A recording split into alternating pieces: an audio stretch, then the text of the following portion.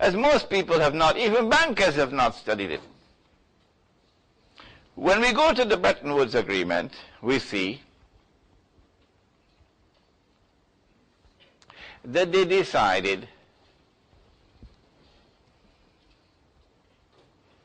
no more redeemability for paper money. Redeem means you can take your paper money to a bank and get the gold. That's redeeming the paper. The US dollar was like that. Is it 1 hour as yet? $20 for one ounce of gold. Up to 1933, anybody could go to a bank in the United States with $20 US in currency notes and redeem it for 1 ounce of gold. But at Bretton Woods, they decided no more. No more. All the paper money in the world, all of them, no more redeemability to gold. So the integrity of money is gone. But you needed a fig leaf to cover your nakedness. So they decided one currency would have the fig leaf, the US dollar. That will give to the US dollar some respectability. And when the US dollar declares that it declares, in God we trust, you saw it?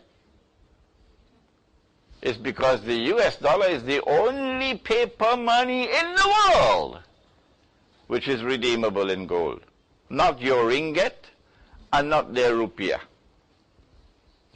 And Bretton Woods declared that the redeemability would be at $35 an ounce of gold. But Bretton Woods declared that not Tom, Dick, and Harry. No, you can't go to Uncle Sam and say, here's my $35, give me the ounce of gold. Only central banks. Only central banks. So what, central banks are the only people going to be using this money? No.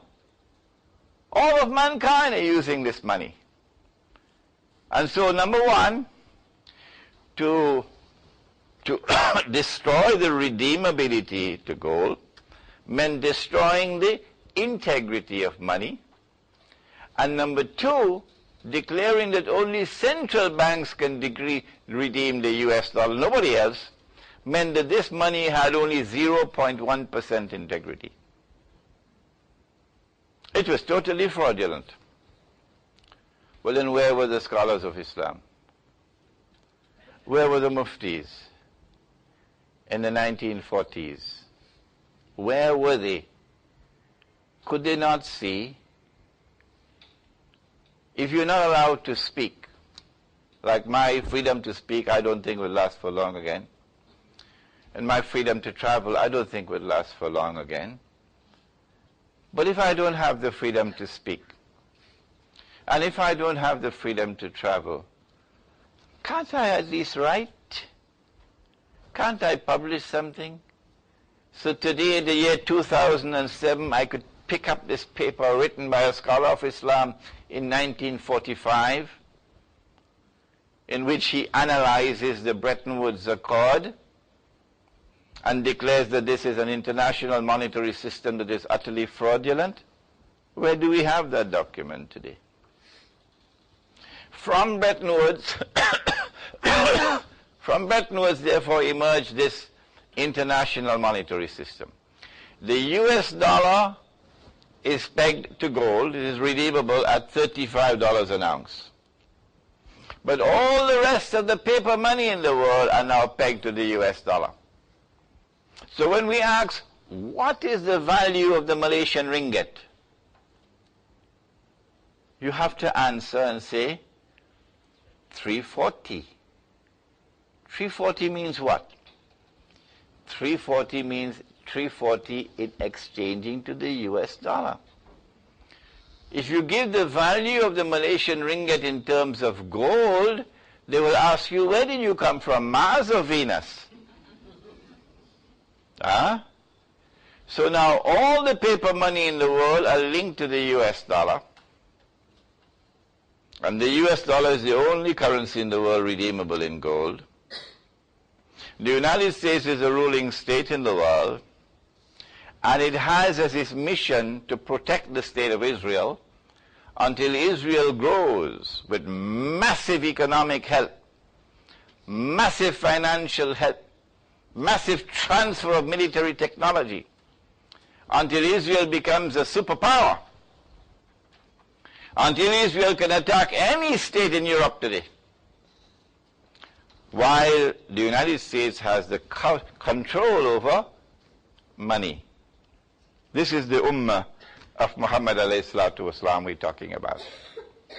And then they established the International Monetary Fund. And when you study the articles of agreement of the International Monetary Fund, you see something strange. You see something strange. Prohibiting money to be linked with gold.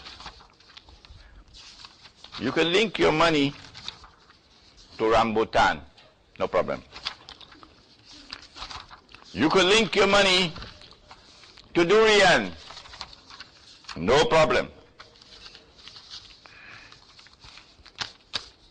You can link your money to anything that they sell in Pasar Malam, no problem. But you cannot link your money to gold. No, gold cannot be used as legal tender. Go ask your government of Malaysia today. Go and ask them, why is gold not allowed as legal tender? They cannot answer that question. None of them.